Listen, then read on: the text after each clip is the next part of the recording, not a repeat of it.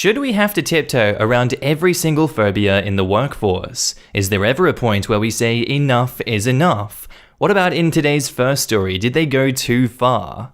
G'day there guys, it's your main man Markee, and welcome back to another episode of r/Am I the Arsehole? Now, if you love today's bloody good episode, I want you to hit that like button, hit that like button, hit that like button, sit back, relax, chuck a prawn to the barbie, and get ready for another good episode. Let's go.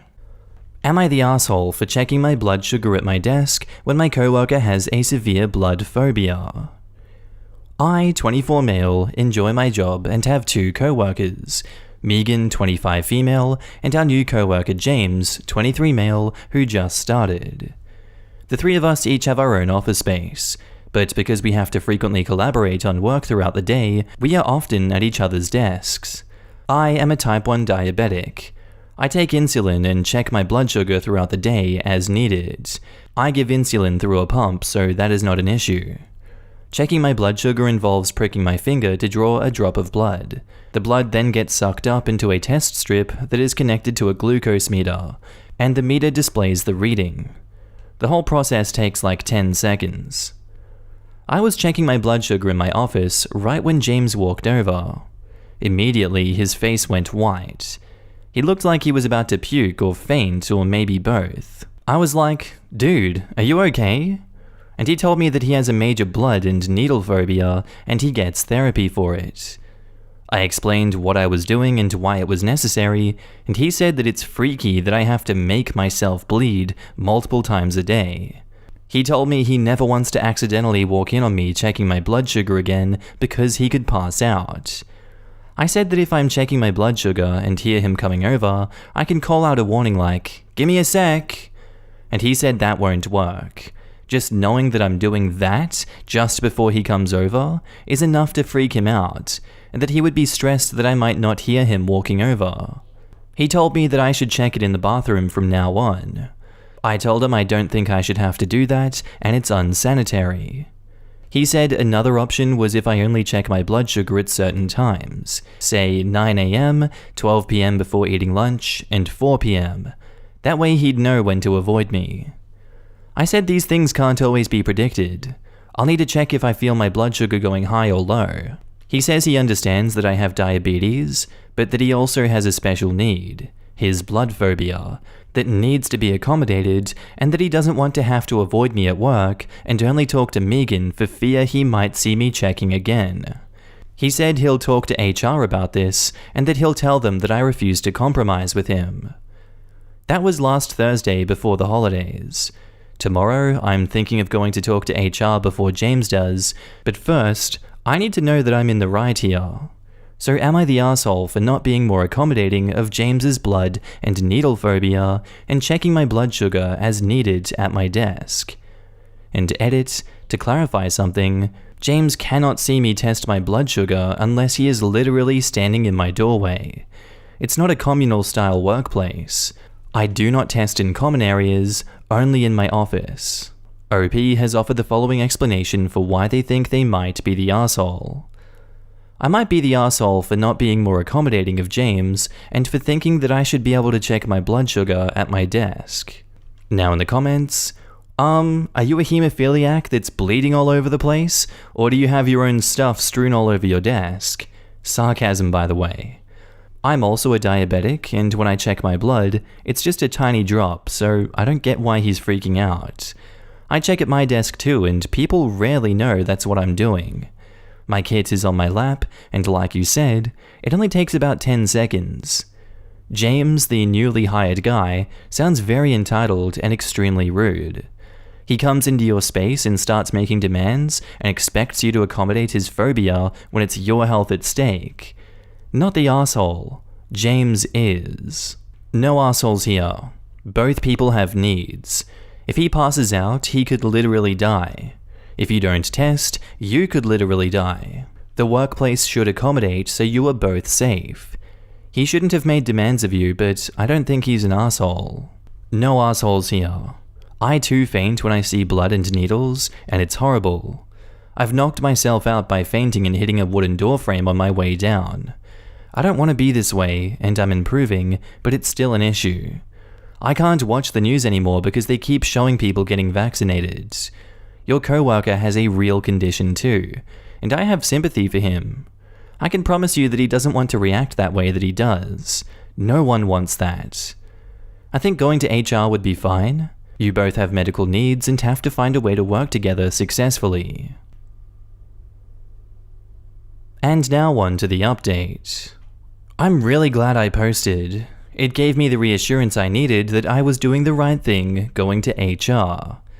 I took your guys' advice on how to approach the conversation with HR. I said that me and my coworker have conflicting medical needs and I could use advice on a solution that would work for the both of us. The HR lady said that I have every right to continue to test my blood sugar in my office. When I told her that James suggested I test only at specific times of the day, her eyes got really big and she was like, "No, do not test your blood sugar on a schedule suggested to you by your coworker, only your doctor." Later, HR spoke to James as well. Here is what we agreed to with HR. James is to call me on the phone before coming to my office, as in, "Hey, can I come ask a question?" And I say sure, and ensure that I'm not checking my blood sugar at the moment. I cannot test my blood sugar in front of James. I wasn't doing this anyway.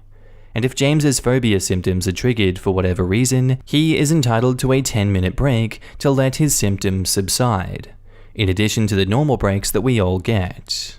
This system worked great for a week. One day he called as usual, and I said sure, come over, but then he didn't come over. After about 10 minutes, I actually needed to check my blood sugar, but thought with my luck that he'd walk in at the exact moment I was testing. I ended up calling him back and he said that he got distracted and forgot that he had a question for me. A few days later, it happened again, and I was a bit annoyed that twice I delayed testing because I thought he was going to be entering my office at any second. Soon after, I found out that James had put in his 2 weeks' notice. He explained that me being diabetic wasn't the only reason why he was quitting, he wanted different hours, etc., but that it did play a role. Later, Megan, our other co-worker, told me that James told her that he really struggled with me being diabetic. For example, even just thinking, I need to ask a question, but I have to call first to make sure that he's not checking his blood sugar, was distressing to him, because then he'd be thinking about it, which would make him feel queasy and anxious. James has quit now. While I'm relieved that I don't have to feel like a leper at work anymore, I mostly just feel bad for James. It must be awful living with a phobia that severe, and I know he didn't choose to be that way. I hope he continues to see his therapist and can improve. So I guess this doesn't have a happy ending because ultimately, we couldn't work it out and he quit. Now in the comments, good for your HR for supporting your testing schedule and for trying to find a way to make everyone comfortable. I do feel bad for James and hope that he finds a way to manage his phobia. And OP replies, the HR lady was so nice and actually listened to everything I had to say. It was a great experience, honestly.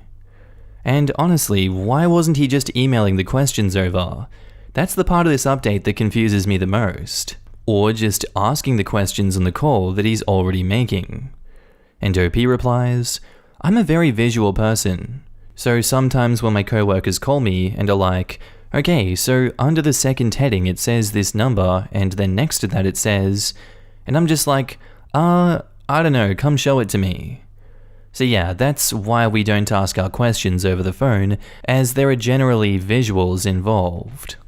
Wow, his phobia goes way beyond the normal abnormality. It must really be severe.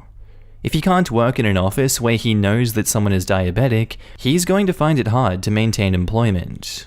Well, I'm glad that HR was so understanding of both sides and actually attempted to solve it for both of you. I'm sad to hear that he quit because of this, but maybe it's for the better. I hope he can get the help he needs to overcome this phobia, especially since it seems to be so severe that he couldn't work in the same place as someone who is diabetic. And Scorpio Girl says, I'm not one to downplay a phobia, but honestly, it seems like James was either expecting them to go further to accommodate him or is looking for a payout. I think this because if he needs to call you in order to make sure the coast is clear, then he should be in the process of actually going to see you, and what exactly does he need to ask that he couldn't have asked over the phone? And OP replies, I'm not sure what James was expecting. The first week after the HR discussion went well, and I thought James seemed perfectly content. Always friendly and in a good mood. I think he was genuinely trying to get a handle on it. Megan told me that he was actually struggling more than he let on, so I guess he was trying to hide it to some extent, perhaps out of embarrassment or not wanting to make me feel bad. Over the phone doesn't work as well because we're often comparing spreadsheets and looking at charts and stuff, so it's easy to be able to see what the other person is working on. This was the case in my office, until everyone started to work from home due to COVID. Now we just screen share. As a guy with some visual difficulties, this works out great for me, and trying to look over a shoulder is hard. Our next post is titled, Am I the asshole for impersonating Arnold Schwarzenegger? Some background. We are 3 Caucasian ladies in our late 20s/early 30s. We were co-workers at one point. We got along and hung out outside of work occasionally, but we are not BFFs. It's been a long while since our last get-together, we've all got separate lives, and small detail, the whole world shut down for a year. Note, we all take precautions and we're not breaking any state mandates. I don't think I'm an asshole for getting together with 2 other individuals at my house in a low-risk area, but I guess you can let me know. I'm literally asking the internet, Reddit of all places, to judge me. So now's your time to shine, strangers. So friends A, B, and I realized that we all have Friday off. Let's get together for cocktails and a slumber party at my place tonight. Delicious, plus no drunk driving. A few drinks in, we're all trying to make each other laugh by playing each other throwback songs. At one point, friend A started acting like Dolly Tequila Parton, and I eventually gave myself the role of Arnold Vodka Schwarzenegger. The rationale kinda went from singing 9 to 5, to Dolly Parton, to A saying, has anyone seen Unlikely Angel? To me, haha, remember Jingle All the Way? And other stupid stuff that only makes sense with alcohol. A is doing her best Dolly impression, and I'm doing an Arnold voice for at least half a cocktail, and definitely the energy of getting jiggy with it, and my heart will go on. So, more than 10 minutes. B wasn't really laughing, but I didn't pay too much attention. I don't have to be sober to admit that I'm not a comedian. And for reference, go back and read everything in this post so far. B went to bed first. A called it about 30 minutes later. I'm still in the kitchen picking up when B comes back to talk. She made it clear that it was entirely inappropriate to imitate Mr. Schwarzenegger.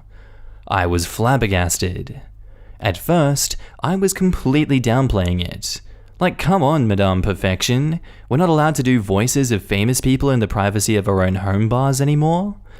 But then she asked me, would I feel comfortable doing a Jackie Chan voice all night long? Honestly, no. That feels weird to me, and I don't want to do that voice even in passing. So she then asks to know why it's cool to act like one immigrant with a notable accent, but not another. I apologized, said I didn't mean to offend, and that I probably need to sleep and we can talk about it more in the morning. That was not a good enough answer for her though. Now it's almost 2 AM, I'm still a little bit tipsy, and I don't know how to think. But I can't sleep because I feel like absolute garbage. I don't think acting like the Terminator makes me an asshole, but maybe it should. Please tell me. I'm not going to argue judgment. I may laugh at the silliest of stuff, but I'm not going to dig in my heels over something that is offensive. Am I the asshole here? OP has offered the following explanation for why they think they might be the asshole. I might be the asshole for imitating someone with a different accent and background than my own, and generally being a drunk dick. Now in the comments, not the asshole. I'll take a stab at explaining why Jackie Chan feels wrong, but an Arnold accent would be okay. While you're not of the same background as Arnold, you are both of the same race. A white Austrian man, while still an immigrant, checks 2 of the biggest privilege boxes in this country. While I'm certain his accent has given him some disadvantages, as has his status as an immigrant, he is still overwhelmingly in the privileged class in the US. There is also no history of oppressing Austrian people in this country. However, the US does have a complicated history with Asian immigrants, from wars to internment camps to abuse of Asian labor. Some 20,000 Chinese laborers died building the Transcontinental Railroad. You, as a white woman, imitating a man from Hong Kong, would be the same as punching down. That is, making fun of someone who is at a societal disadvantage compared to you. But now it gets trickier because Jackie Chan is a rich worldwide movie star, but based only on race and skin color, you would be in the privileged party. Imitating Arnold would be punching up. Not that you were even making fun of either party, but mimicking a unique accent. It's just that a Chinese accent has a storied history in this country, and an Austrian accent, not so much. And edit to add, I haven't even touched on the history of white people mimicking Asian accents in movies and playing those characters as problematic stereotypes. Austrian characters have not been given that same treatment in American cinema.